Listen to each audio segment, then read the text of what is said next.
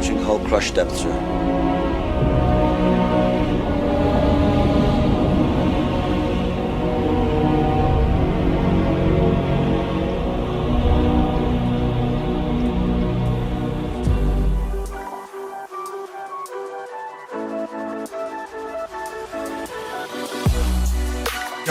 Yo, it's your boy Chan with the Shepherd Files, and I'm back! Y'all already know. Let's get it. Stockton Rush was the navigator of the Titan submersible and was the CEO of OceanGate, and he was one of the unfortunate victims of this tragedy. Before this visit, Rush had completed 15 trips to the Titanic wreck. But on the contrary, James Cameron, the director of the movie Titanic, has visited the wreckage 33 times in a more sophisticated and sturdier submersible. In a BBC interview, Cameron expressed his concerns for the safety of the crew once they realized that Titan submersible was experiencing total electronics failure. So let me get this straight. They couldn't maneuver the Titan submersible because of the navigational failures. And they couldn't relay this information back to the people up top because of the communication system was disabled, and they were running out of air. They were basically in a floating death trap. They were probably doomed from the beginning.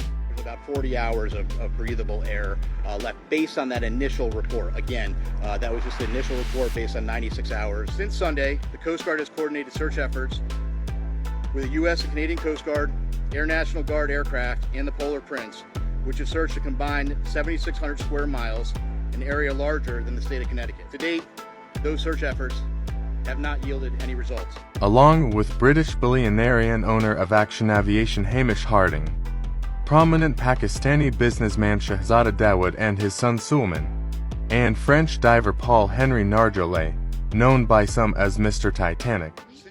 Wait a minute. What?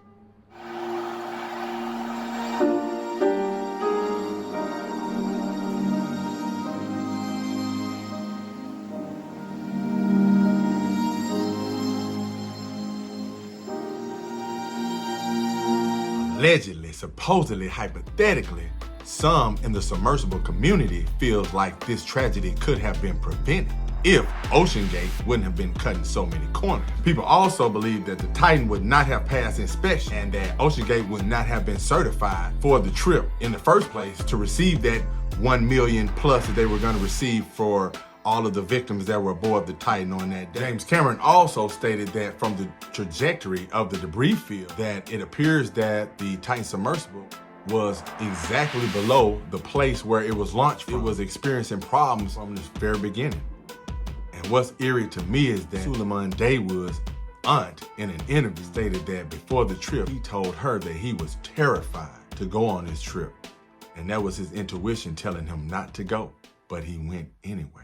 Well, y'all, let me know what y'all think. If you had $250,000 to visit the Titanic at the bottom of the ocean, would you? And if your answer is yes, remember this, that anything that is man-made can and will malfunction at any given time. Just give it time. But before y'all get on up out of here, what to do, hit that like button, hit that subscription button, hit that notification button. This is Chan, this is the Shepherd Files. This is the podcast, man. And we are out. Squeaky chair, man. Peace.